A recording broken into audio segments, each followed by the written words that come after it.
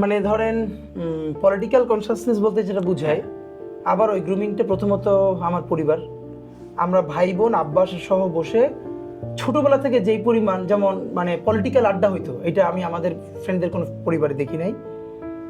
অন্তত ক্লাস 3 থেকে আমি খুব কনসাসলি পলিটিক্সে ইনভলভড। প্রমাণটা হলো আমার বাসা থেকে উপজেলা বিএনপির অফিস তখন 1 থেকে 2 মিনিট দূরে নর্থ সিটিতে, এবং আমার পুরো পলিটিক্যাল জার্নিটা বিএনপির হাত ধরে, যার ফলে শহীদ প্রেসিডেন্ট জিয়াউর রহমান, বেগম জিয়া ওনাদেরকে বিএনপির বাইরেও প্রচণ্ডভাবে ওনাদের প্রতি এক ধরনের ভালোবাসা, এটা ছোটবেলা থেকে আমি যখন কম পলিটিক্স বুঝি তখনও আমি তাদেরকে ভালোবাসি। আমার মনে আছে যখন আমি ক্লাস 3-তে পড়ি, আমার বাসা থেকে 1 থেকে 2 মিনিট উপজেলা বিএনপির যেহেতু অফিস, আমার সাথে ফ্রেন্ডরা যখন ক্রিকেট বা ফুটবল খেলতে যাইতো আমি সেটাও যাইতাম, কিন্তু আমি সময় পেলেই বিএনপির অফিসে গিয়ে বসে থাকতাম। যেহেতু আব্বাকে সবাই চেনে, আমাদের পরিবারকে ভীষণ সবাই ভালোবাসে শ্রদ্ধা করে, তা আমি গেলে তো একটু এক্সট্রা খাতির করতো, চেয়ারে বসাইতো।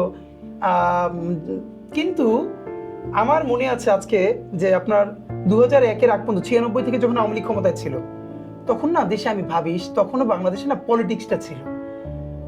2000 সনের দিকে আমি মনে হয় তখন 3-তে পড়ি, যখন বিএনপি হরতাল ডাকতো, তো হরতালের আগের রাতে মশাল মিছিল হতো।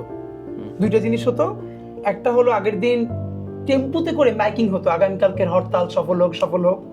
সন্ধ্যার পরে মশাল মিছিল হতো।